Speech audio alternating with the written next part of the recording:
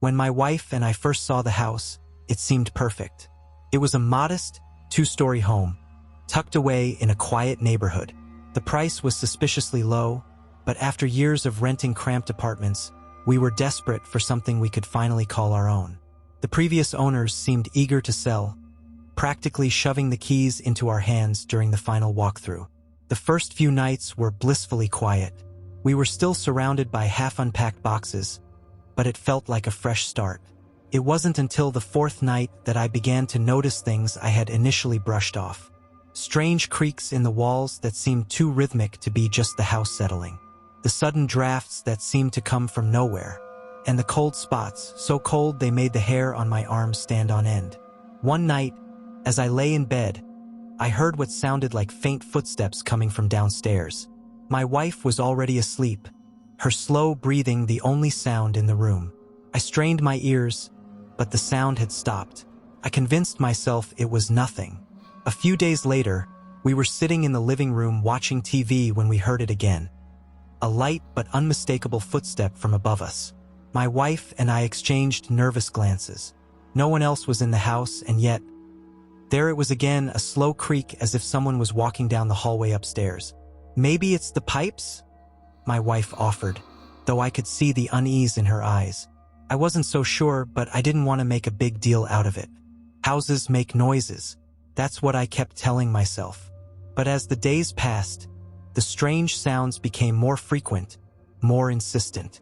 One night, while I was in the basement looking for a tool, I heard a soft humming coming from the far corner of the room. The basement had always given me an uneasy feeling.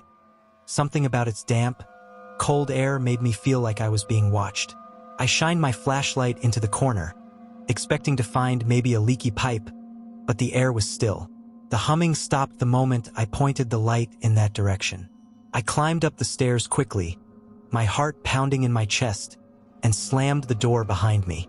My wife looked at me from the kitchen, clearly confused. "Everything okay?" she asked. I forced a smile. "Yeah, just the pipes." The real turning point came about 2 weeks after we moved in. I woke up in the middle of the night to the sound of the back door slamming shut. I shot up in bed, adrenaline coursing through me. "I'll check it out," I whispered to my wife, who was still half asleep. I grabbed the baseball bat I kept next to the bed and slowly made my way downstairs. The house was deathly silent, except for my own heartbeat pounding in my ears. I reached the kitchen and found the back door wide open, cold air pouring in from the yard. I swore under my breath. I had locked the door before bed, hadn't I? As I moved to close it, I caught something out of the corner of my eye. A figure, standing at the far end of the yard, barely illuminated by the moonlight. It was tall, with broad shoulders, and completely still. My breath caught in my throat. I tried to make out its features, but it was too dark.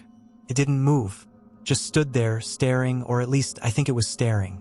I couldn't see a face, but I felt its eyes on me.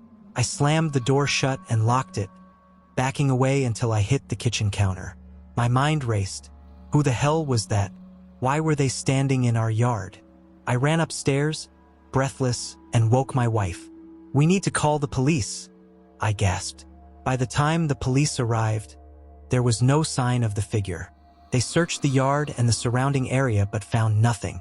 No footprints, no signs of forced entry, just nothing. They left and we went back to bed, but I didn't sleep at all that night. My mind was on high alert, every creak and groan of the house amplified in my head. The next day, my wife went out to run some errands, leaving me alone in the house. I tried to distract myself by unpacking the remaining boxes, but I couldn't shake the feeling that something was off. While unpacking in the basement, I found an old, dusty photo album tucked away in one of the corners. I hadn't seen it before, and it looked like it belonged to the previous owners. Curious, I opened it up. The first few pages were normal family photos, holiday gatherings, that sort of thing. But as I flipped through, the photos began to change. They became darker. The smiling faces were replaced with images of the house. Our house, but something was wrong. The angles were off, the lighting was strange, and there was a figure in the background of almost every picture.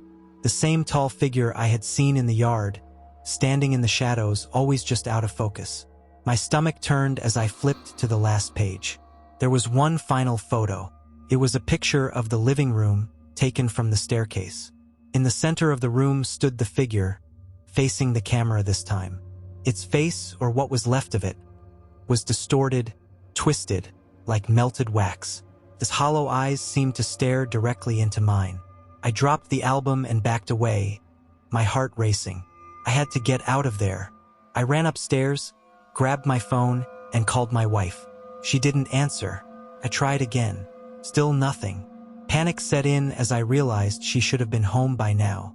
I checked the time. She'd been gone for hours longer than she said she'd be. I paced the living room, trying to figure out what to do. Should I call the police again? Tell them what? That I found a creepy photo album and now my wife wasn't answering her phone? I was halfway through dialing when I heard it. A faint knock at the front door. My blood ran cold. I slowly turned toward the door. Another knock, louder this time. I crept toward the door and peeked through the peephole. No one was there. My breath hitched. I waited, hoping it was just some weird prank. But then the knocking came again, this time from the back door. I spun around, dread filling my gut. The knocking grew more frantic, pounding, coming from every direction. The windows, the walls. It was everywhere. I grabbed my keys and bolted out the front door, not stopping until I reached my car. I peeled out of the driveway and didn't look back. I didn't return to the house that night. My wife called me hours later, confused and scared. She said she tried to come home, but something had been wrong with the house. She'd gotten a flat tire just down the street, and when she tried to walk back, it felt like the house was watching her, like the shadows were moving. We never spent another night there.